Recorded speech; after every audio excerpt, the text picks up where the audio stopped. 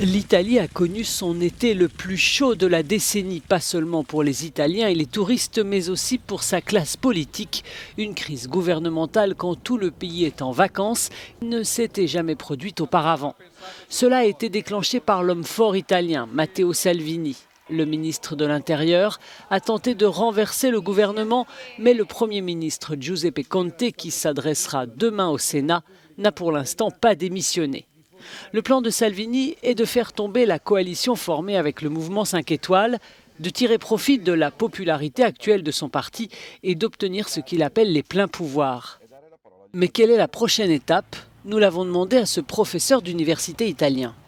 Je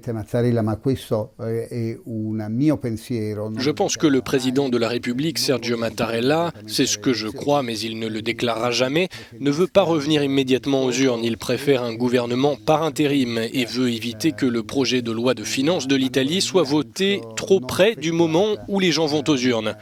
Ce serait dévastateur pour le pays.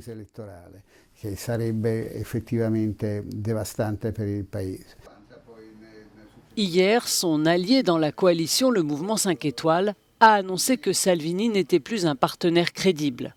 Ses membres envisagent de s'associer pour former une nouvelle coalition avec le Parti démocrate afin d'écarter Matteo Salvini.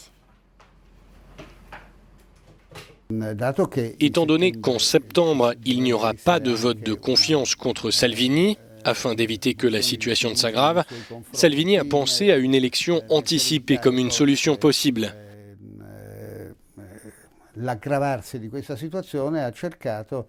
Mais lorsqu'il a compris qu'il pourrait être difficile de retourner aux urnes, il a voulu sauver son poste.